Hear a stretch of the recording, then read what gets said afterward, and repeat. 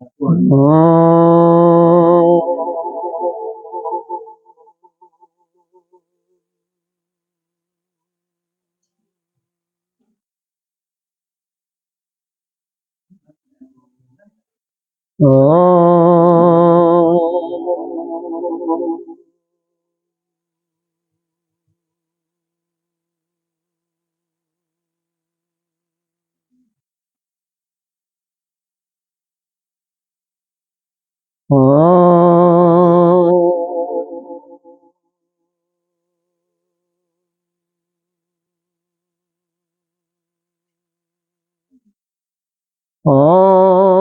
सहनावतु सहनो भुनक्तु सह वीर्यं करवावहै तेजस्विनामधीतमस्तु मा विद्विषावहै।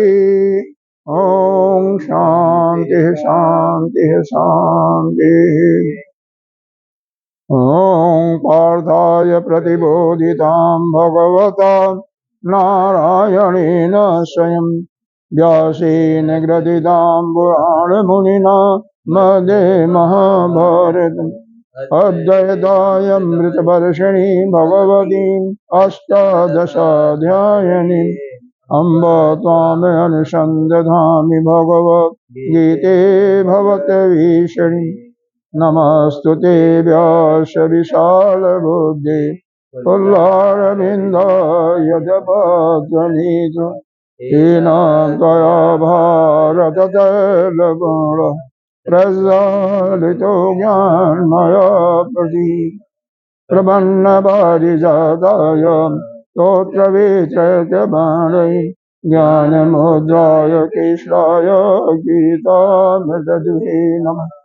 सर्वोपनिषदो गावो दुग्धावो बालनन्दन पार्थो वत्स सुगिरभुक्ता दुग्धं गीतामृतं वसुदेवसुतं देवं कंसचारूढमदं देवकी परमानन्दं कृष्णं वन्दे जगद्गुरुं भीष्मदोषतटा जयद्रथजलो गान्धारनीलोत्पलम् शैलग्राहवती कृपेण वहनी करणेन लीलापुर अस्वस्थामविगणघोरमकरदुर्योधनावर्तिं योधीरा खलु पाण्डैरणनदी च वर्ततः ईशम् चार्यवचः सरोजममलं गीतार्थगन्धोच्च नानाख्यानककेशरं हरिकथा सम्बोधना बोधि लोके सज्जन सटपदैरहरः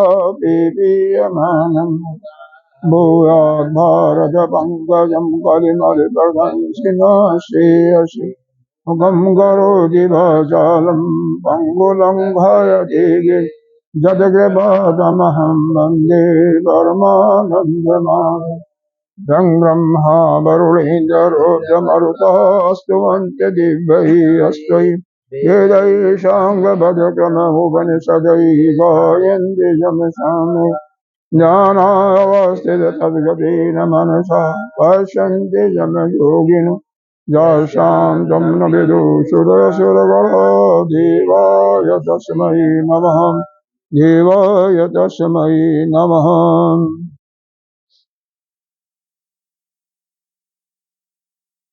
सच्चिदानन्दरूपाय विश्वोत्पत्त्यादिहेतवे तापत्रयविनाशाय श्रीकेशाय वयं नमः। नारायणं नमस्कृत्य नरं चैव नरोत्तमं देवीं सरस्वती व्यासं ततो जयमुदीरयेत्। गुरुर्ब्रह्मा गुरुर्विष्णु गुरुर्देवो महेश्वरः गुरु साक्षात् परं ब्रह्म तस्मै श्री गुरवे नमः।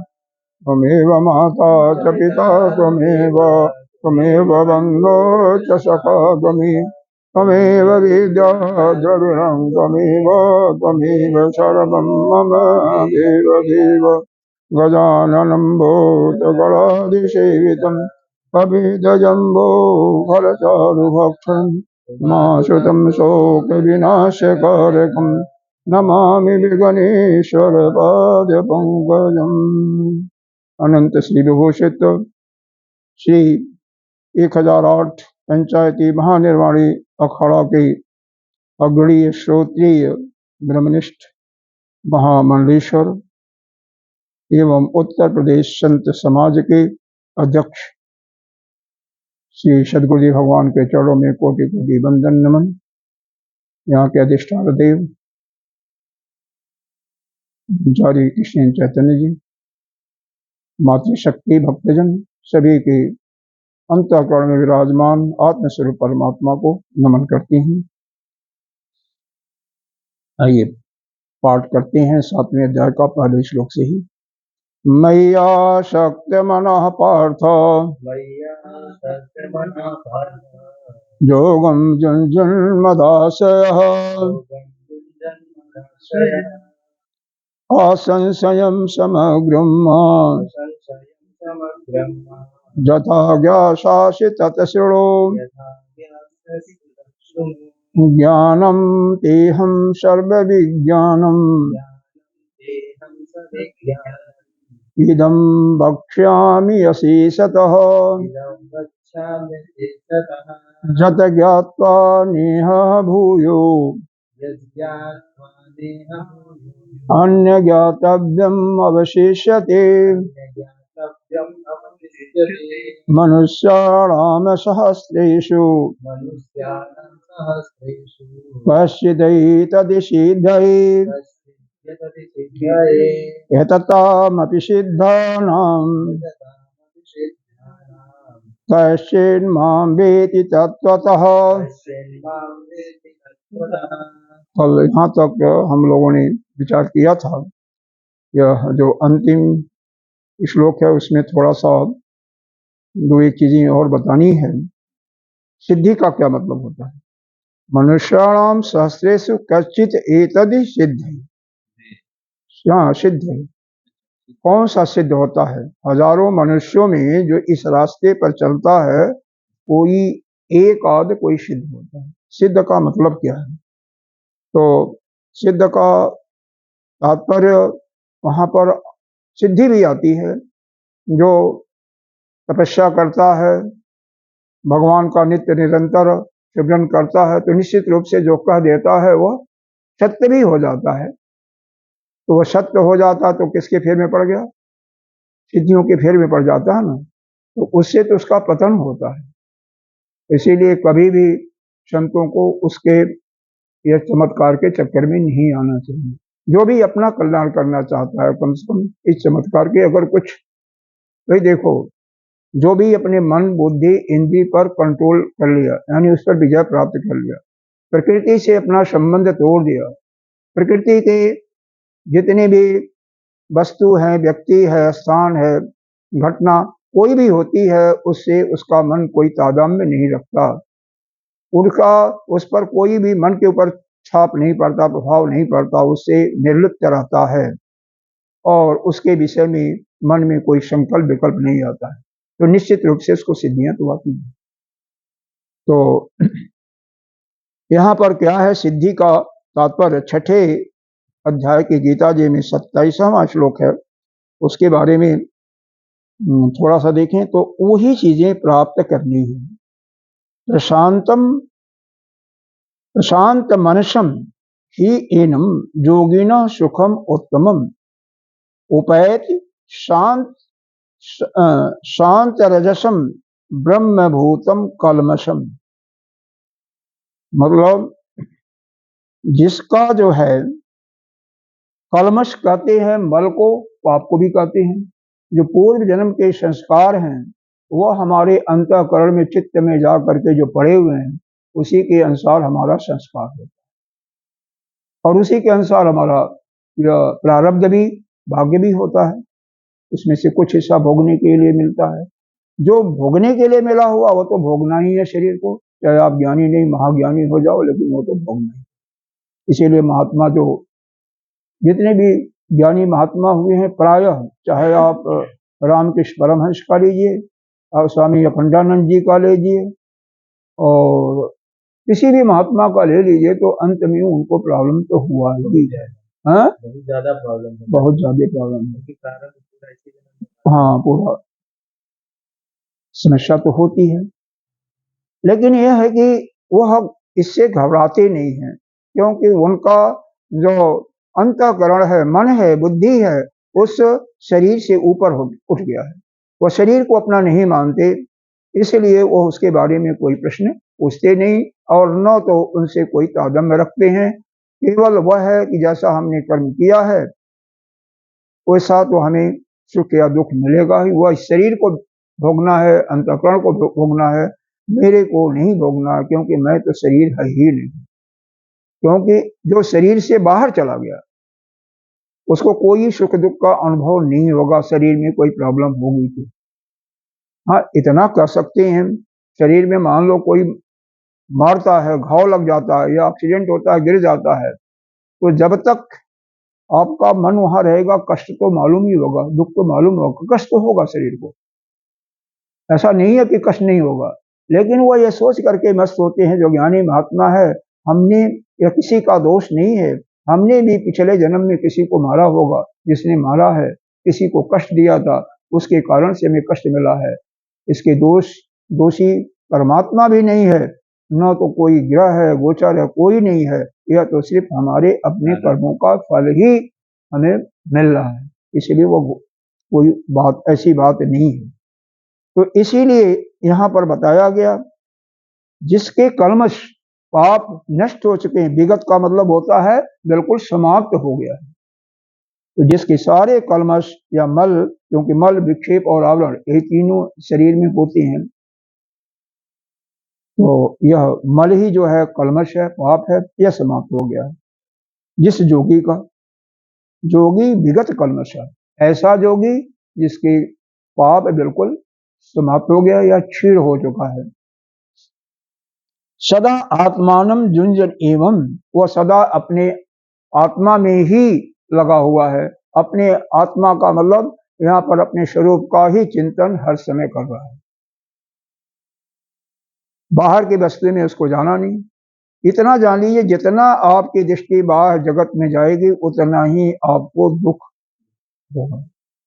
जितना ही जिसके मित्र होंगे, जितना ही जिसके रिश्तेदार होंगे, जितना ही वह अपने पास परिग्रह होगा, मतलब सामानों का एक वह रखा होगा, जितना ही जिसके पास अपने कपड़े, बर्तन इत्यादि जो भी ज्यादा होंगे, उतना ही समझिए उसको दुख होगा। इसके लिए भगवान यहाँ पर योग की परिभाषा दिया भी है, जम विद्यात दुख संयोग वियोगम योग संगीति। यह क्योंकि शरीर आपका नहीं है, तो शरीर का जिससे संयोग होता है उसके साथ वियोग कर दो। जब तक उनके साथ वियोग नहीं होगा तब तक आपको दुख उठाना है। अब बॉम्बे को लीजिए तो बॉम्बे को माया नगरी कहते हैं। माया नगरी, माया, सभी लोग क्या चाहते हैं? अच्छा से अच्छा भोग, अच्छा से अच्छा कपड़ा। लेकिन अगर लोकल लाइनों में जाओ, लोकल गाड़ियों में जाओगे तो लड़कों के जैसे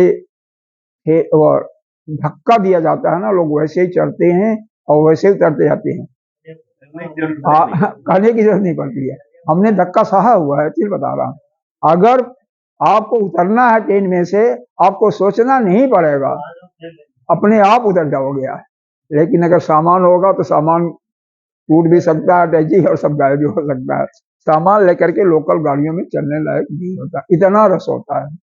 और बाकी वैसे जब आए थे तब तो आराम से, अरे वो तो बात अलग है ना। अब आजकल भी सुबह शाम होता है।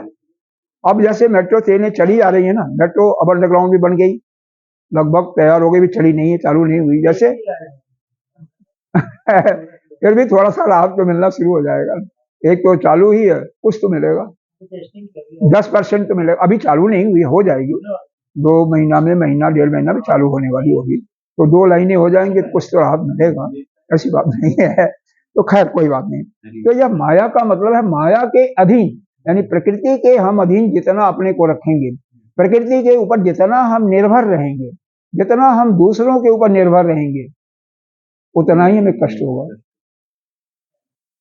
अगर मान लो हम किसी के आपके ऊपर निर्भर हैं कि आप कुछ करेंगे तभी मैं भोजन करूंगा या अन्य कोई काम करूंगा, यहाँ पर एक महात्मा का कहना यह है कि दादा लोग और दादी लोगों के विषय में उन्होंने कहा, जब ये पूजा करती हैं ना, पूजा करने जाती हैं तो बहू को पुकारती हैं या बिटिया को पुकारती हैं, पोती को, तो जरा अभी अगर वो नहीं जलाया, दीपक नहीं जलाया, दीपक को या बर्तन साफ नहीं किया, हमारे जो पात्र है उसमें पानी नहीं रखा बेटी, अरे पानी तो रख दो, चंदन कहाँ है, ले आओ।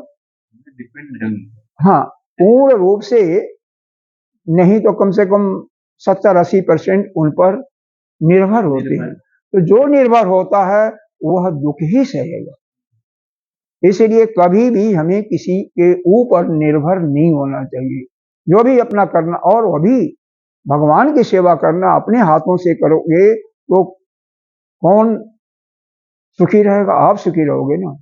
जो करेगा नहीं तो भगवान की अगर वो सेवा समझ करके कर रही होगी, आपकी पोती है, बहू है, तो उसको फल मिलेगा। अगर नहीं आपका पोती समझ करके कर रही हो तो कोई बात नहीं, लेकिन आपको स्वयं अपने हाथ से कम और कुछ ना करो तो मंदिर में, जो अपना मंदिर है, बाहर के मंदिर में अगर नहीं कर सकते तो कोई बात नहीं, लेकिन आप अगर भगवान का मंदिर बनाए, लगभग बॉम्बे में भी हर घरों में मिलेगा, दिल्ली में मिलेगा, बड़े बड़े शहरों में लोग बनाए हुए हैं, इतना मैंने देखा है। कईयों के जहां जाओगे मंदिर मिलेगा, गुरुदेव भी कहते रहते हैं। तो उसकी साफ सफाई, वहां पर कोई अन्य चीज ना हो, और साथ में सभी से सुव्यवस्थित हो, और जो आपका पूजा का सामग्री है स्वयं अपना निकालिए, स्वयं रखिए, और स्वयं वह नित्य जो कर्म है उसको कीजिए। या आधा घंटा करते हैं, 1 घंटा करते हैं, दूसरों पर निर्भर मत रहिए। और जब तक निर्भर रहोगे तब तक यही होगा, क्योंकि तम विद्यात जो संजोग वियोगम योग संगीते। तो दूसरे के ऊपर, चाहे आप भगवान के कार्य में निर्भर रहोगे तो आपका प्रोग्रेस नहीं होगा, उन्नति नहीं होगा, और बाह्य जगत में रहोगे, जितने ही संबंध बनाओगे, बढ़ाते चले जाओगे, उतना ही आपको दुखी और सुखी होना है। सुखी इसलिए कि सुख तो मिलता है, कोई भी वस्तु का हम भोग करते हैं तो कम से कम उस समय, जिस समय भोग करने के बाद उस समय के लिए तो हमें सुख मालूम होता है, सुख की प्रतीति होती है, लेकिन उसका परिणाम क्या होता है, दुख। जैसे मान लो खीर ही है, अगर ज्यादा बना और खा लिया तो बाद में पाचन शक्ति की गड़बड़ होगी ना, लिमिट में रहा तो कोई बात नहीं। तो इसलिए यहाँ पर यही बताया गया है, आहार हो विहार हो, यह बिल्कुल सदा सदाया एक युक्त रूप में होना चाहिए। अब यहाँ पर यह बात कर रहे थे तो जिसके विगत कलमशः सारे पाप नष्ट हो गए हैं, और ऐसा जोगी जो अपने जन्म माने उसी में लगा हुआ, अपनी आत्मा में, अपने स्वरूप के दर्शन में लगा हुआ है। सॉरी, हम इसके नीचे वाले में चले गए, नीचे वाले में चले गए। ब्रह्मभूत कलमशम, कलमश यहाँ भी है, यहाँ भी कलमश है, इसीलिए मैं आ गया। 27वें श्लोक की हम बात कर रहे थे। तो जिस प्राणी का कलमश नष्ट हो गया है वह क्या है, उस ब्रह्म को या ब्रह्म स्वरूप को प्राप्त करके शांति का अनुभव कर रहा है। लेकिन कैसे, प्रशांत मनस, जिसका मन हमेशा प्रसन्न रहता है। अब इसी में देखिए, हम आप में जो हमेशा खुशी रहता है, हमेशा प्रसन्न, चेहरा प्रसन्न रहता है, ऐसा नहीं है उसके पास समस्याएं नहीं है, लेकिन उसके चेहरे पर विषाद दिखाई नहीं देगा, वह हमेशा स्वस्थ भी रहता है। आप अगर इसका सर्वे भी करें तो आपको यही मालूम होगा कि जो हमेशा प्रसन्न रहता है, हंसता रहता है, उसके ऊपर, उसके शरीर के ऊपर, शरीर बेशक वह नहीं है लेकिन उसकी बीमारियां का प्रभाव बहुत कम होता है। और जो हमेशा जिसका चेहरा मुरझाया हुआ होता है, हमेशा कुछ न कुछ चिंतन करता रहता है, चिंतन क्या करेगा, बाह्य जगत का ही करेगा, उतना ही वो दुखी रहेगा, और चारों तरफ से दुख के थपोड़े उसके पास रहेंगे। तो इसीलिए प्रशांत मन, जिसका मन बिल्कुल शांत है, शांत ही नहीं, उसमें प्र विसर्ग लगा हुआ है। प्र का मतलब विशेष रूप से शांत है। विशेष रूप से शांत कैसे हो सकता है, जब आप अपने स्वरूप में, अपने जो ब्रह्म स्वरूप है, अपने आत्मा में आप रमण करोगे, तभी वह स्थिति प्राप्त हो सकती है। मतलब निरतिश है, वह आनंद का सुख मिलेगा। हेन योगी ही एनम, ऐसे योगियों को वह उत्तम सुख की प्राप्ति होती है। कौन से योगी? जो अपने कलमश को, अपने पापों को, अपने मल को तपस्या के बल पर क्षीण कर चुके हैं और जो बाह्य जगत से कोई संपर्क नहीं रखते हैं और न तो उनका मन बाह्य जगत का संकल्प विकल्प करता है। ऐसे योगियों का शांत रस हमेशा, यह जैसे एक रस टपकता है ना, उसी प्रकार से मन हमेशा शांति होता है, प्रसन्नता। भगवान कृष्ण को देखिए, हमेशा मुस्कुराते हुए, किसी भगवान के स्वरूप को देखिए। राम जी में थोड़ा सा अंतर है, वो मुस्कुराते नहीं थे, कभी भी उनका चेहरा मुस्कुराते हुए कम पाइएगा, लेकिन कृष्ण को देखो हमेशा हर समय मुस्कुराता हुआ।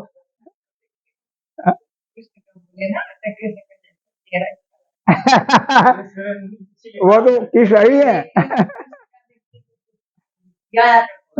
वो तो कृष्ण का नाम ही है, कृष्ण का मतलब कृष्ण ही है, तो है ना, कृष्ण से ही वो थोड़ा सा बढ़ा दिया, वो बात अलग है। तो ये तो गुरुदेव का नाम रखा हुआ है। हाँ, गुरुदेव का नाम रखा हुआ है। हाँ, गुरुदेव का नाम रखा हुआ है और क्या। अभी जब कृष्ण चैतन्य नाम है, तो कृष्ण क्यों बुलाते हैं सब? पुराना नाम था कृष्ण। अच्छा, यह बात है, यह रहस्य मैंने आज समझा।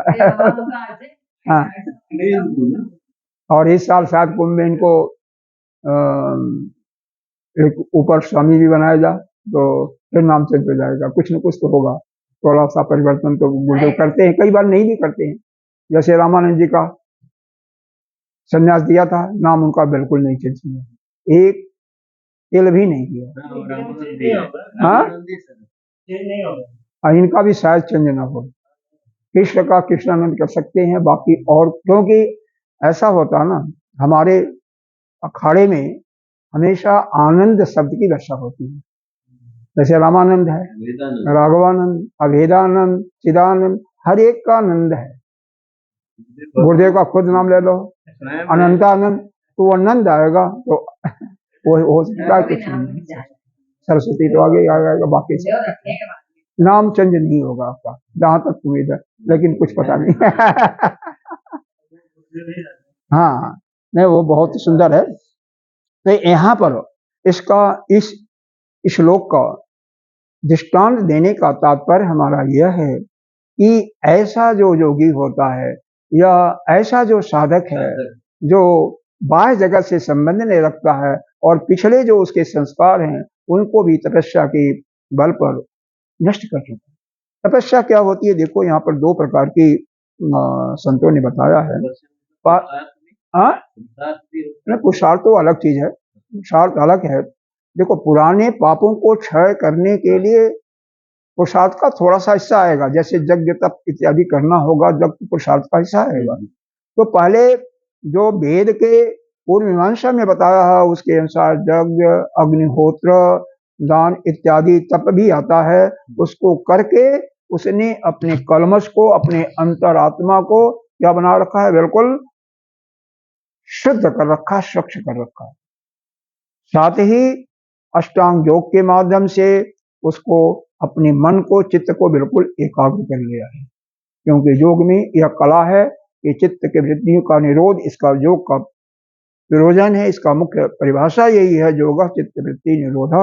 तो योग जो है, योग के माध्यम से उसने अपने चित्त के वृत्तियों पर बिल्कुल निरोध। अगर वहां भी नहीं होता, कुछ रह जाता है, तो भक्ति के शरण में आ जाओ और किसी भी भगवान के किसी भी स्वरूप की भक्ति में अपने मन को नित्य निरंतर लगा दो, तो आपका बिल्कुल मन एकाग्र हो ही जाएगा, उसमें कोई नहीं है। लेकिन मन कहीं अन्य न जाए, संसार में न भटके। तो इसी के लिए यहाँ पर तो यह सिद्ध है का मतलब यही है, जिसका मन हमेशा शांत है, और वह प्रशांत मतलब विशेष रूप से शांत है, और इसका तात्पर्य है कि उसका बाह्य विश्व में मन बिल्कुल नहीं जाता, केवल अपने अंदर ही रहता है, अपने आत्मा में ही रमण करने लगा है, और साथ ही बाह्य विश्वों का उसका मन संकल्प विकल्प भी नहीं करता है। तो ऐसा जो योगी है, उन्हें इस प्रकार से जब हजारों योगी को ले लो, यतता नाम सिद्धा नाम, ऐसे जो सिद्ध योगी हैं, कश्चिन माम वेद तत्वतः, तत्व की बात अब थोड़ा सा देखने हैं तो इसका शाब्दिक अर्थ बताया ही था कि ऐसे हजारों योगियों में से कोई एकाध योगी तत्व के द्वारा मेरे को जानते हैं। अब तत्व क्या क्या मतलब होता है, देखो तत्व का तात्पर्य यह है कि इस संसार के जितने भी प्राणी हैं, ब्रह्मा से लेकर के चींटी तक, तत्व के दृष्टि से उन प्राणियों में और उस ब्रह्म में कोई भेद नहीं है, कोई भेद नहीं है। भेद नहीं है इसका मतलब हम एक ही हैं। तो कैसे, यह व्यवहार में आप उसको नहीं लाना है, व्यवहार में लाओगे तो मार खा जाओगे। कैसे, एक नया नया कोई साधक था, गुरुजी ने बताया कि इस संसार में तुम्हारा कुछ भी नहीं है, जो कुछ है वह प्रकृति का है, किसी वस्तु से तुम्हारा कोई नहीं है। मैं और तेरा का संबंध आप छोड़ दोगे, तोड़ दोगे, तभी आपकी उन्नति होगी अध्यात्म में। तो एक बार वह साइकिल से जा रहा था, कहीं साइकिल या स्कूटर से जा रहा था, पुलिस वाला पकड़ लिया। पुलिस वालों का काम है 100-200 रुपया लेना। उससे पूछा किसकी मोटरसाइकिल है, उसने कहा मेरा तो कुछ नहीं है। अब जो गुरुदेव ने उसके बताया था, उसके गुरुदेव ने कि इस संसार में कोई वस्तु अपना नहीं है, और जबकि उसी का था, अब उसी भाषा को वहां पर बोलने लगा। तो यहाँ पर कहने का मतलब है, व्यवहार जगत में आपको उसी प्रकार से व्यवहार करना है कि जो आपका है वहां पर हम की दृष्टि नहीं है। अगर कोई पूछ रहा आपका तो है तो सही, अब कोई पूछ रहा यह पुस्तक आपकी है कि नहीं है, तो है तो सही। यह तत्व की दृष्टि से आपको बताना है कि तत्व के दृष्टि से आपके अंदर जो आत्म तत्व बैठा हुआ है, आत्मा रूप में विराजमान है, वह कोई और नहीं बल्कि वही ब्रह्म है। और वही जिसकी आप उपासना करते उसके अंदर भी वही है। जब किसी की पूजा आराधना ध्यान करो तो बाद में जरूर प्रार्थना करो कि हे प्रभु, जो मैं हूं वही आप हो, और जो तत्व हमारे अंदर है वही आपके अंदर, और वही ब्रह्म ही, कोई अंतर नहीं हमेशा। नहीं तो क्या हो जाओगे, आप द्वैत का भाव क्रिएट करोगे, वह अलग आप अलग। लेकिन वह स्थिति, ऊंची स्थिति, तत्व की स्थिति तभी समाप्त होगी जबकि द्वैत भाव समाप्त हो जाएगा। आप में और किसी में भी तत्व की दृष्टि से बिल्कुल एक है, वह ब्रह्म भी आप ही हो, और अभी जीव तो अपने कर्ता भोक्ता ज्ञाता के जो ग्रंथि आपके अंदर है उसके कारण से बने। अगर किसी काम, कोई भी काम देखो, अगर तुम्हारा नौकर करता है, तुम्हारा कोई कर्मचारी करता है, तो अगर राज्य की दृष्टि से देखा जा, दंड की दृष्टि से, तो आपने किया, दोषारोपण किस पर होता है, आपके ऊपर होता है ना। लेकिन यहां पर हम बिल्कुल अलग हैं, हमारा शरीर किया ना, हम नहीं है। उस दृष्टि से देखिएगा तब तो फिर आप उसके दोषी होगे, क्योंकि आपके शरीर से वह शरीर में आप रह रहे हो। लेकिन उस दृष्टि और इस दृष्टि में दोनों अलग है। वह सांसारिक दृष्टि है और आध्यात्मिक जगत दृष्टि, आध्यात्मिकता में यह शरीर अलग है, हम अलग है। शरीर तो जड़ है, मन बुद्धि भी जड़ है, और हम शुद्ध चेतन है, नित्य बुद्धि। और शरीर जो करता है, जो कर्म किया या मन के द्वारा हुआ, वह मैं नहीं करने वाला। ऐसा अगर शुद्ध भाव आपके अंदर आ जाता है तो यह जो जीव भाव, जो चैतन्य देता है, जो आत्मा का ही प्रतिबिंब है, वह तुरंत ही समाप्त हो जाएगा, और नित्य शुद्ध बुद्ध आप वही परमात्मा ही बन जाएगा। उसको समाप्त करना, तुम करने वाले नहीं। इसका मतलब बाह्य जगत में, व्यवहार में ऐसा मत लेंगे। ऐसे कई ऐसे घटनाएं हुई हैं, हरिद्वार में भी हुई हैं, क्योंकि जब कोई बिल्कुल जिसके अंदर कोई कपट छल इत्यादि बिल्कुल नहीं होता है, तो जो गुरुदेव बताते हैं वह सीधे उसके समझ में आ जाता है, और उसी का वह अपना व्यवहार भी करने लगता है। वहां पर उसको कष्ट भी होता है, क्योंकि व्यवहार के दृष्टि में नहीं करना। हमारे गुरुदेव हमेशा बताते हैं कि व्यवहार अलग और आध्यात्मिक दृष्टि से अलग। अपने को व्यवहारिक सत्ता में लाओगे तो जैसा जो है उसके साथ वैसा ही व्यवहार करना पड़ेगा। वहां पर छोटे बड़े और हिंसक कोई पशु है तो उसके साथ भी। समदर्शी बनना है, समवर्ती नहीं। समदर्शी का मतलब तत्व की दृष्टि से आपको देखना है, लेकिन व्यवहार के दृष्टि देखो, सत्ता दो प्रकार की होती है, एक पारिमार्थिक सत्ता और एक व्यवहारिक सत्ता। परिभाषित सत्ता भी बीच में लाया जाता है, लेकिन हमें क्या है कि हम क्या हैं, परमार्थ दृष्टि से यानी तत्व के दृष्टि से तो हम अलग हैं, एक ही हैं, लेकिन व्यवहारिक दृष्टि से बिल्कुल अलग है।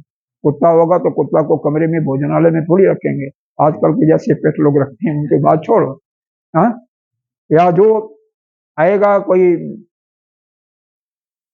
भंगी आ गया या और कोई आ गया तो उसको कमरे में थोड़ी लाएंगे खिलाने के लिए, साथ थोड़ी बैठाएंगे। तो जैसा जो होगा उसके साथ वैसा ही बर्ताव करेंगे व्यवहार के दृष्टि से।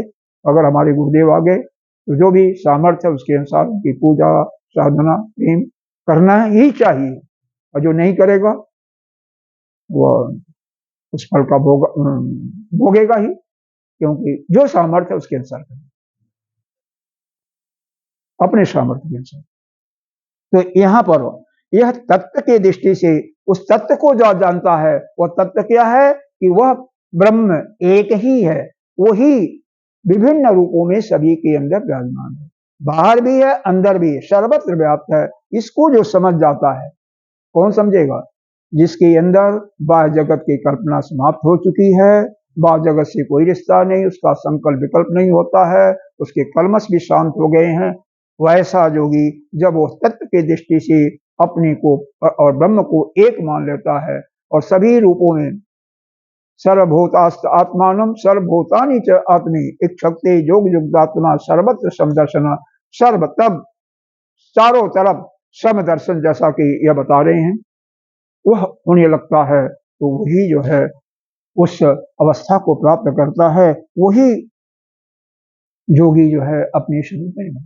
तो ऐसे कितने होते हैं, लाखों करोड़ों में कहीं एक आध कोई होता है। और ये अगले दो श्लोकों में भगवान अपने दो प्रकृतियों की बात कर रहे हैं, एक अपरा प्रकृति जो जड़ है बिल्कुल, भगवान कहते हैं हमारी ही प्रकृति है, और दूसरी प्रकृति वह है जो कि परा प्रकृति है, जैसे यह जीव जगत और ईश्वर का बीच में है। तो जीव और ईश्वर दोनों एक हैं, लेकिन उसी प्रकृति के माध्यम से यह सभी अलग करते हैं। यह जगत के बीच में एक कड़ी हो जाती है जोड़ने की ना, है तो जीव जगत है, जीव बीच में आ गया। तो ये पढ़ते हैं श्लोक 4 और 5वां दोनों साथ साथ। भूमि आपो अनलो वायु खं मनो बुद्धि च अहंकार इतीयं मे भिन्ना प्रकृति अष्टधा अपरा अपरा अमित अमीयित तू अन्याम। अपरा देखो इसको कैसे पढ़ोगे, संधि करके करोगे तो अपरा एक शब्द आएगा, एक इयम आएगा, एक इति है, तू है, अन्याम, ऐसे है। और संधि नहीं करोगे तो पूरा करो, अपरे अमित तयानाम, ऐसे पढ़ो। हाँ, तयानाम प्रकृतिम विद्धि में परम भूताम महाबाहो जयदम धारे जगत। पढ़ने के लिए दोनों प्रकार से छूट है। तो हाँ, लेकिन संधि करके पढ़ने में उसका अर्थ समझने में आपको सुविधा हो जाती है, संधि अगर जान जाते हो तो। चलो खैर, यहाँ पर देखो यह 8 प्रकृति का नाम बताया भगवान ने। ये अपरा प्रकृति है जो कि जड़ है बिल्कुल। भगवान कह रहे हैं हमारी प्रकृति है, कौन सा? यह 5 महाभूत। भूमि, भूमि का मतलब पृथ्वी, आपका मतलब महाराज जी, आपका मतलब क्या होता है? आपका है, कई बार बताया हुआ है। आपका मतलब घटा जल है, आपको नहीं मालूम? अच्छा, ऐसा नहीं पता, चलो कोई। आपका मतलब जल होता है, अनल का मतलब अग्नि तेज, खंग का मतलब आकाश, ठीक है। हाँ, कोई बात नहीं। वही ना आप। हाँ, भूमि आपो अनलो लिखा है लिखा हुआ। भूमि रापो हाँ, तो भूमि आपो अनलो वायु। आप है वैसे वो संधि से लगा हुआ है। और वायु खम मनो बुद्धि एव च। तो खम आकाश, आकाश खम को सुख कहते हैं, आनंद को ख को आकाश कहते हैं। कई बार खम खम दोनों को आनंद के रूप में निकालते हैं, उनके अर्थ अलग अलग होते हैं। तो यहाँ पर यह पंच महाभूतों की संज्ञा है। तो दूसरे शब्दों में कहिए पृथ्वी, जल, तेज, वायु और आकाश। तो किसके माने हैं? आप का मतलब जल हुआ, अनल का मतलब अग्नि या तेज हुआ, वायु अपने स्थान पर है, खम का मतलब आकाश। ठीक है, शब्दों को, ये संस्कृत के शब्द हैं, जानिए तो अच्छा है, न जानिए तो भी कोई ऐसी बात नहीं। कम से कम भगवान के नाम का सुमिरन, जो कल बताया था आपको कि कोई भी काम करने जाओ तो भगवान का नाम निकलता है, वह मत भूलिए। खम की तरफ देखो तो हम का ऐसा है, आकाश की तुलना भगवान को भी दिया जाता है ना, उसी के माध्यम से उस तत्व को समझने के लिए, समझाने के लिए बताया जाता है। जैसे आकाश असीमित है, उसी प्रकार से व्यापक है, उसी प्रकार से वह परमात्मा भी व्यापक। जैसे आकाश में कोई रंग नहीं है, नीलापना तो हमारा भ्रम है, उसी प्रकार से वह हमारा परमात्मा भी वही उसका, वो बिल्कुल वैसे ही शुद्ध होगी। चलो खैर, यहाँ पर यह पांच तो यह हो गए महातत्व भूमि, आपो, अनलो, वायु, खम, यानी पृथ्वी, जल, तेज, वायु और आकाश। फिर आता है मन और बुद्धि। मन, हाँ, मन के लिए आपको बता दिया था, आप नहीं थे। संकल्प विकल्पो मन, यह अंतःकरण के हमारे चार पार्ट होते हैं, मन, बुद्धि, चित्त, अहंकार। मन और चित्त को कभी कभी एक में हम प्रदर्शित करते हैं। तो चित्त के अंदर सारे पुराने संस्कार होते हैं, और वही वही संस्कार, उन्हीं के कारण जो वृत्ति होती है मन से व्यक्त होती है। तो कई बार हम मन और चित्त को एक ही मानते हैं। मन और बुद्धि से ही, देखो अहम की भावना कहाँ से आती है? ज्ञान से ही आती है ना, कि मैं अलग तू अलग। तो मैं और तेरा या तुम्हारा जो कहता है वही तो अहंकार है, अहम भाव है। तो यह जो अहम भाव आता है, अहंकार की भावना कहाँ से आती है? बुद्धि। तो बुद्धि और अहंकार को हम बुद्धि से व्यक्त करते हैं। तो कई बार हम इन चारों चीजों को केवल दो नाम से पुकारते हैं, मन और बुद्धि। और कई बार मन ही से चारों को अंतःकरण को ले लेते हैं, वो प्रसंग के अनुसार अलग अलग होता है। मन हो गया, बुद्धि हो गया, और फिर अहंकार भी है। अहंकार इतियम में भिन्ना, कह रहे हैं अहंकार भी, यह भी, यह भिन्न अभिन्न, मेरे से भिन्न, यह मेरी अष्टधा मतलब 8 चीज हो गया, काउंटिंग करोगे तो 8 हो जाएगा। यह मेरी ही प्रकृति है। कौन सी प्रकृति है? दूसरे श्लोक में से कुछ लिया गया है कि अपरा नाम दिया हो, अपरा इयम इत। तो यह जो है अपरा प्रकृति है। तो यह अपरा प्रकृति यह जो अष्टधा प्रकृति है, इसका नाम दिया गया अपरा है। और यह किसकी प्रकृति है? मेरी ही प्रकृति है। भगवान ने यह कहा कि दो प्रकृतियों का नाम बताया, एक तो जड़ प्रकृति जिसमें 5 महाभूतों को लिया, मन, बुद्धि और अहंकार। क्योंकि यह समष्टि की बात हो रही है, तो मन, बुद्धि और अहंकार यह भी समष्टि की है, यह अपनी व्यष्टि की नहीं है। व्यष्टि का मतलब व्यक्तिगत, एक एक प्राणी का, और समष्टि का मतलब सबका कंबाइंड। ठीक है, तो वहां से मतलब है। यहाँ पर इसका खुलासा नहीं हुआ है, अभी शायद यह भाष्य में होगा, तो भाष्य इसका देख लेते हैं, फिर आगे चलते हैं। भूमि का मतलब पृथ्वी तन्मात्रम उच्चैते न स्थूला भिन्ना प्रकृतिस्था इति वचनात्। मतलब यह पृथ्वी जो है, इसी को भूमि का नाम दूसरा पृथ्वी ही है। तथा अवादेह अपि तन्मात्राणि, इसी को एक तन्मात्रा के रूप में भी हम कहते हैं। आप का मतलब क्या दिया? आपो, अनलो, वायु, खम, मन, सबका एक ही साथ बता दिया। इति मनसः कारणम अहंकारो गुह्यते, मतलब आपका, अनल का, वायु का, खंग का कोई अर्थ नहीं बताया, क्योंकि यह साफ साफ सबको मालूम है। हमारे भास्कर जी ने जिस शब्द का कोई दुरूह शब्द है, कठिन शब्द है, उसी का अर्थ बताया है, नहीं तो नहीं।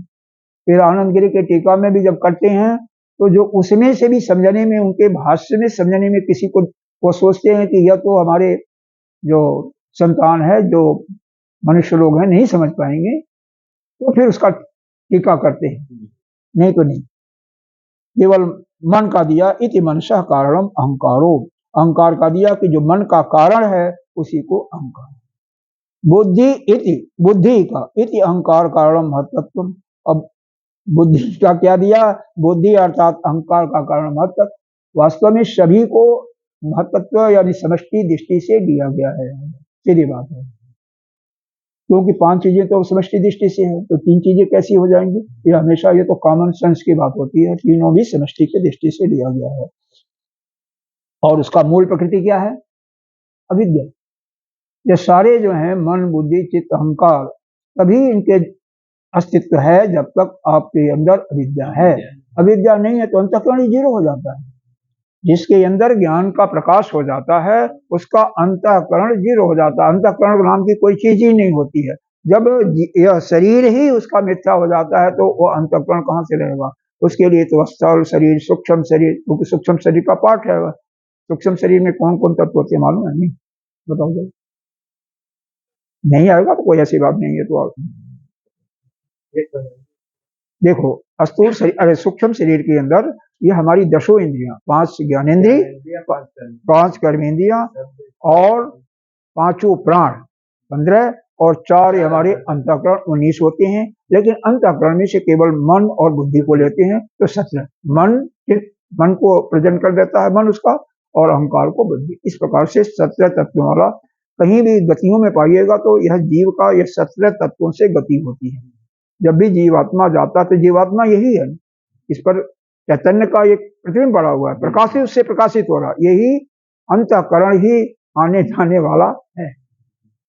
इसीलिए क्योंकि कर्ता भाव, भोक्ता भाव, ज्ञातृत्व भाव यह नष्ट हो गया तो जीव का भाव ही समाप्त हो गया, तो अंतःकरण उसी समय समाप्त हो जाता है। इसीलिए ज्ञानी लोग जो कुछ करते हैं उनका कोई पाप पुण्य नहीं होता। और कोई जो इकट्ठा भी हो रहा है तो अगर पुण्य इकट्ठा हो रहा तो जिनकी सेवा करने वाले उठा ले जाते हैं। और पाप अगर कहीं हो गया, पाप तो नहीं होता है लेकिन फिर भी आज देखो इस वातावरण में भी लाखों की संख्या में छोटे छोटे जीव होते हैं। कहीं भी मुंह से आवाज जाती है ना, तब भी कितनों का मृत्यु हो जाती है। हम पैर से चलते हैं तो भी, चाहे खड़ाऊ पहन करके चलिए, चप्पल पहन करके चलिए, पैदल चलिए, कितने जीव मरते जाते हैं।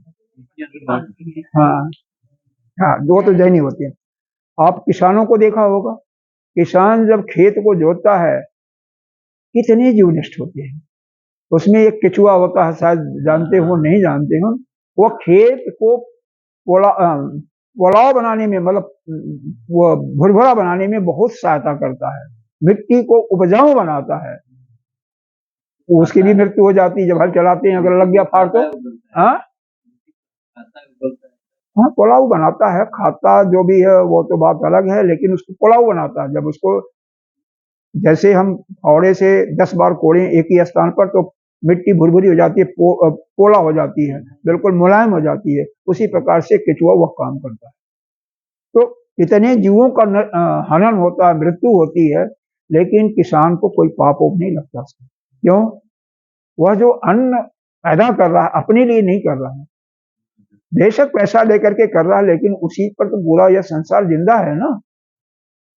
और जो खेतों में फली टूट के गिर जाती है वायु से या किसी कारण से, उसका कितने लाखों पक्षियां खाती हैं ना, पक्षियां खाती हैं, गायें खाती हैं, जो पालतू नहीं होती, वो भी तो अपना जीवन निर्वाह करती हैं। तो इसलिए उसको कोई पाप नहीं। खैर जो भी है, अब आइए आगे। यथा विष संयुक्तम अन्नम विषम उच्यते एवं अहंकार वासनाद अव्यक्तम मूल कारणम अहंकार। कह रहे हैं आसना अहंकार और वासना से जो युक्त होता है अव्यक्त, यह प्रकृति भी अहंकार नाम से ही जानी जाती है, अहंकार नाम से। क्योंकि होता क्या है, यह जितनी भी, यह जो प्रकृति में भी दो है ना, प्रकृति हम वेदांत के अंदर उसको माया कहते हैं और सांख्य दर्शन के हिसाब से उसको प्रकृति कहते हैं। वह सारे जितने भी संसार के सृष्टि प्राणी हैं, वस्तु हैं, फल फूल इत्यादि, सबके बीज उसी के अंदर हैं, लेकिन अव्यक्त अवस्था में। और वही जब व्यक्त अवस्था में आ जाते हैं तो उसी को हिरण्यगर्भ, ब्रह्मा इत्यादि के नाम से पुकारते हैं, प्राण के नाम से उसी को पुकारते हैं। अहंकार एवं ही सर्वस्व प्रकृति बीजम दृष्टिलोके, कह रहे हैं यह संसार में अहंकार ही सभी जितने भी काम होते रहते हैं, जितने भी कर्म होते हैं, सबका बीज अहंकार ही है। अरे अगर अहंकार न हो तो बड़े बड़े रिसर्चर हमारे देश में, जो आज यह आपने न्यूज सुना होगा कि ऐसे ऐसे लड़ाकू मिसाइलें तैयार हो गई हैं कि पूरे विश्व को नष्ट कर सकती हैं, कहीं भी ऐसा हो गया, ऐसा सुना जाता है। बहुत मतलब एक प्रकार से दूसरे देशों के कंपैरिजन में, तुलना में हम पहुंच चुके हैं। अब ऐसा नहीं है कि हम चौथे पांचवें नंबर पर हैं, ठीक है, लेकिन हमारा देश बाकी अमेरिका रूस के कंपैरिजन में पीछे नहीं है। तो किसका देन है? इसी अहंकार का। अब अगर यह अहंकार नहीं होता, वैसे अहंकार का भेद भी दो हो जाता है, एक शुद्ध और एक अशुद्ध, क्योंकि यह जो है हमें आगे पहुंचाने वाला, हमारी उन्नति करने वाला अहंकार है। किसके दृष्टि से? संसार के दृष्टि से। और वही अहंकार जब अध्यात्म में लग जाता है कि जैसे आज हमने 5 माला किया, कल हम 10 करेंगे, कल 10 किया तो हम ज्यादा इसको बढ़ाते जाएंगे। अब फिर जो भगवान ने कहा है, इसमें 9वें अध्याय का शायद 22वां श्लोक है, या अनन्य चिंता तो माम ये जना परिपास्यते तेषाम नित्य भुक्ता नाम योगक्षेमम, जो नित्य निरंतर और अनवरत लगातार मेरा जाप करता रहता है, उसके योग और क्षेम का ख्याल मैं रखता हूं। उसको न अपने खाने पीने जरूरत के किसी वस्तु की आवश्यकता है, उसको योग कहते हैं, और जो सुरक्षा के दृष्टि से उसको क्षेम कहते हैं। दोनों को मैं देखता हूं। तो भगवान जो है, वो परमात्मा जो है, सभी का जो उसकी जैसे कितना वो सेवा करता है, किसका करता है, जितना जैसे आप संसार में लोगे, कोई भी आपका सेवा अगर ज्यादा करता होगा तो दूसरा जो होगा जिसकी सेवा कर रहा है, निश्चित रूप से उसका ख्याल रखता है कि नहीं रखता है। छोटे बच्चों का तो हमने देखा है, बच्चों को आप प्यार से खिलाते हो, बच्चों को टहलाते हो, तो वह बच्चे बेशक कुछ शक्ति नहीं है, लेकिन अपने शक्ति के रूप में आपकी रक्षा करने वाले होते हैं। बड़े होने पर किसी के मातहत हो जाते हैं, वो बात अलग है। किसके मातहत हो जाते हैं? पत्नी के मातहत हो जाते हैं और वहां पर आपको भूल करके दूसरे में चले जाते हैं, है नहीं? हा? वो बात अलग है, उसकी बात तो अलग है, लेकिन अदरवाइज सब कुछ ठीक ठाक रहता है। खैर आइए, नया शक्ति अष्टधा भिन्ना भेदम आगतः, इस प्रकार से इस विभाग को हम अष्टधा प्रकृति कहते हैं। यह भगवान के अनुसार, यानी कृष्ण वासुदेव नहीं बल्कि वह जो परमात्मा है उसके अनुसार यह उन्हीं की 8 अष्टधा प्रकृति कही जाती जो जड़ है। अब इससे अलग देखिए, अपरा इयम इतः तू अन्याम प्रकृति, इससे अलग तुम्हें एक दूसरी प्रकृति के बारे में बता रहा हूं। विद्धि में पराम, पराम का मतलब परा प्रकृति, इसको तुम परा प्रकृति समझो। अब दूसरी प्रकृति का जो वर्णन कर रहे हैं, यह अपरा से बिल्कुल अलग है। वह क्या है? परा प्रकृति है। जीव भूताम महाबाहु, क्या है यह? जीव भूताम महाबाहु, महाबाहु अर्जुन के लिए संबोधन है। यत इदम धारित जगत, इसी के कारण, इसी प्रकृति के ज्ञान के कारण मैं इसको, इस सारे संसार को धारण करता हूं। इस जगत का धारण मैं इसी प्रकृति के आधार पर, ये जो परा प्रकृति है, इसी के आधार पर इस जगत को मैंने धारण किया। तो यह प्रकृति क्या है? प्रकृति को ही हमारे वेदांत के अनुसार भगवान की एक अचिंत्य शक्ति है, अचिंत्य जिसका कोई चिंतन नहीं किया सकता है, और उसी को माया कहते हैं। वो जो निर्गुण निराकार ब्रह्म है ना, जब उसके अंदर यह होता है कि किसी हमें एक से बहुत हो जाए, तो वह एक सगुण निराकार के रूप में परिवर्तित अपने को कर लेता है। उसी को भगवान कहते हैं, जो कि 6 भगों से युक्त होता है, 6 ऐश्वर्यों से, धर्म, ज्ञान, वैराग्य, ऐश्वर्य, यश और श्री लक्ष्मी से। यह प्रचुर मात्रा में उसके अंदर आ जाती है, और वह अपनी उस माया शक्ति को साथ लाता है, जो कि उसकी भगवान की अचिंत्य शक्ति कही जाती है। उसी माया से इस जगत का निर्माण, यह हर एक दर्शन के अनुसार अलग अलग कहानियां हैं, अलग अलग रूप से सृष्टि का निर्माण हुआ है। तो वेदांत के अनुसार उस माया से ही यह सृष्टि बनी है। सांख्य दर्शन के हिसाब से वह प्रकृति के अनुसार बनी है, उसको प्रधान भी कहते हैं, पुरुष को प्रधान और प्रकृति को।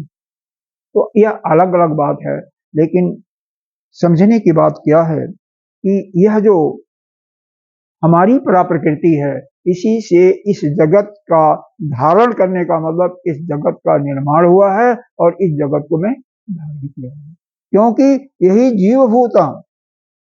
जीवभूताम यहाँ पर इसमें अर्थ दिया है, क्षेत्रज्ञ लक्षणाराम प्राण धारण निमित्त भूताम।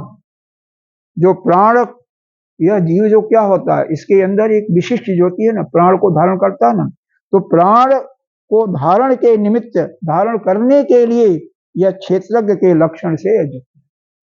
यह जीव ही जो है वह ईश्वर और जगत के बीच की कड़ी है, क्योंकि जीव ही उसी चैतन्य का जो उसके अंदर ही स्थित है, शुद्ध रूप से निर्विकार और निराकार रूप से है, निर्गुण निराकार रूप से, उसी का जो प्रतिबिंब है या चैतन्य शक्ति जो है, या जो यह चिदाभास है, वह जीव है।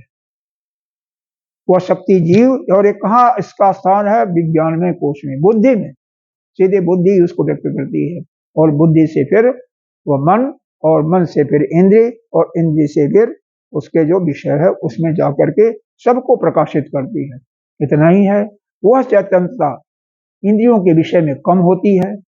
क्रमशः जैसे जैसे सूक्ष्म होता है, वह चैतन्य शक्ति ज्यादा होती जाती है, इंद्रिय में ज्यादा होती है, तभी इंद्रिय उस विषय को पकड़ लेती है, खींच लेती है। हालांकि हाँ, इस कठोपनिषद में एक जगह बताया गया कि विषय जो है, यह शब्द स्पर्श रूप रसगंध, यह इंद्रियों से ज्यादा सूक्ष्म है और इंद्रियों से ज्यादा व्यापक है। गीता जी में थोड़ा सा अलग बताया गया, लेकिन वहां पर यह बताया गया कि वही व्यापक ज्यादा है, सूक्ष्म वही है, विषय ही। खैर, वह विषय, वो इंद्रिय, बात एक ही है, विषय को धारण करने वाला क्या इंद्रिय है। व्यापकता इसलिए बताया गया, तभी इंद्रिय उसको, इंद्रिय के पकड़ में वो आती है, नहीं तो पकड़ेगी कैसे उसको, देखेगी कैसे? अगर बिल्कुल सूक्ष्म हो जाए तो उसको देख नहीं सकती है ना।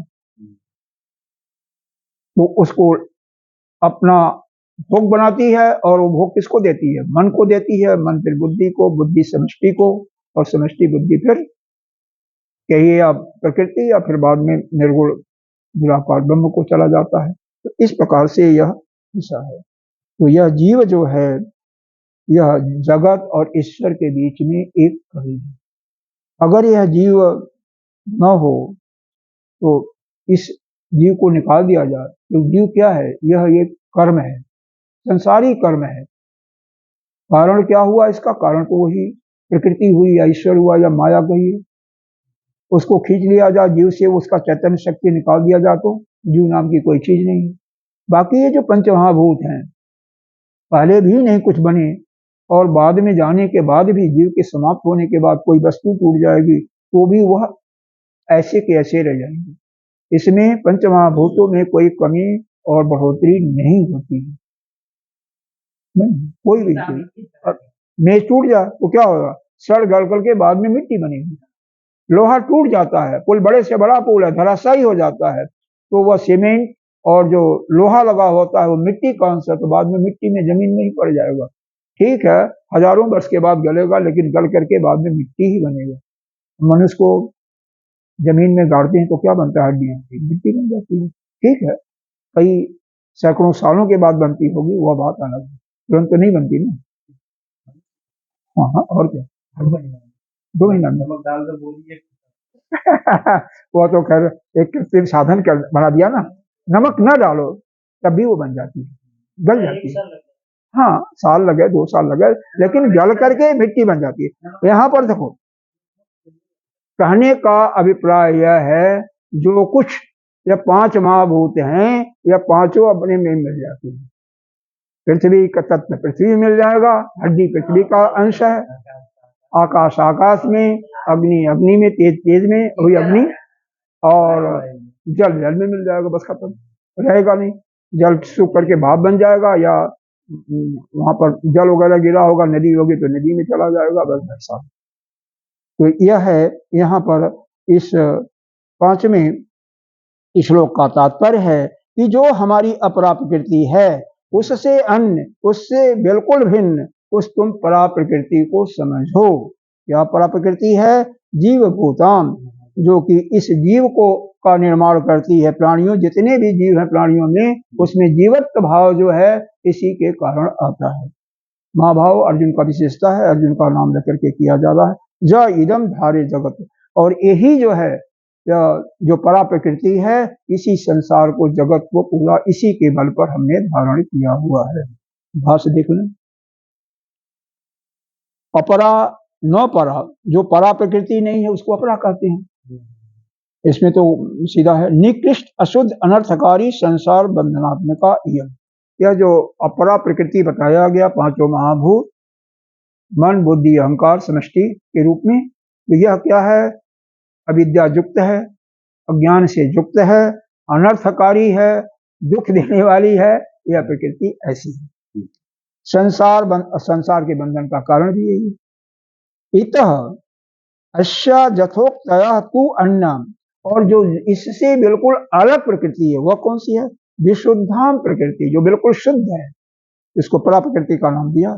मम आत्मभूता विद्धि में परा, मेरे ही आत्म के स्वरूप है। क्या है? उसका नाम दिया परा प्रकृष्टाम, उत्कृष्ट प्रकार की प्रकृति है, मतलब श्रेष्ठ प्रकृति है। जीव भूताम का मतलब पहले बता दिया था कि क्षेत्रज्ञ लक्षण, उसमें प्राण धारण के निमित्त, यह क्षेत्रज्ञ किसको कहते हैं? किस अध्याय में गीता जी में आया है? क्षेत्रज्ञ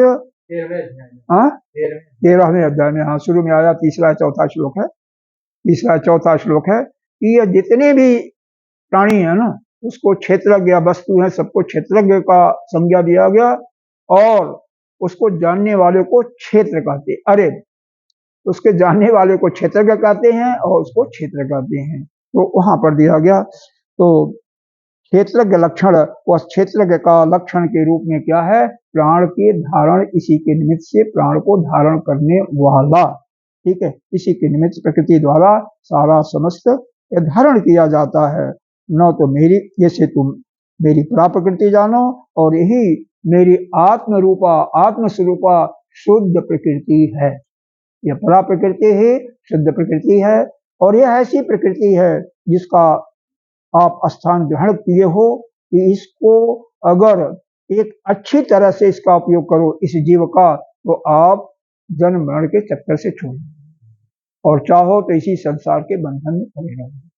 कैसे छूटोगे उसके लिए अभी आगे बताया जाएगा, लेकिन इतना समझ लो शॉर्ट फॉर्म में, क्योंकि समय भी हो गया 1-2 मिनट में, कि जो इस संसार से, जैसा कि शुरू में बताया गया, जितना कम से कम संबंध रखेगा, संसार से बिल्कुल संबंध तोड़ दिया। क्योंकि हमारी इंद्रियां उस परमात्मा ने बहिर्मुखी बनाया है। बहिर्मुखी क्यों बनाया है? हमारे भोग के लिए बनाया ना, कि यह जीव है, अगर इसको हम बाहर में नहीं देंगे तो ये कैसे रहेगा अकेले?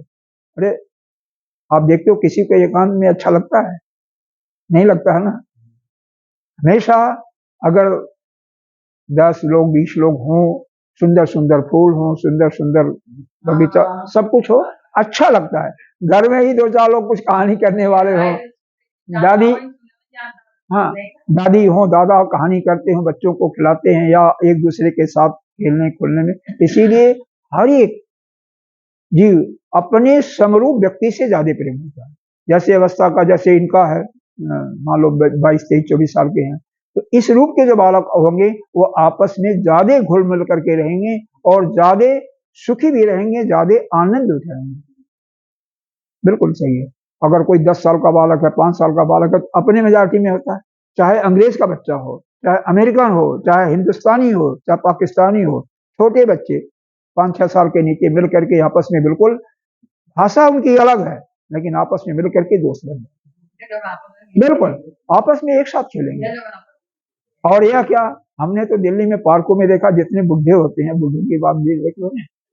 हाँ, सबसे सबसे बड़ी बात है, उसको गंदी बात वो कहते हैं, गुरुदेव हमेशा बताते हैं, वैसे हमने खुद देखा अपनी आंखों से, हमेशा जब जुड़ जाएंगे ना तो दूसरे की ही बातें करते रहेंगे, अपनी बात कोई नहीं करेगा उनमें।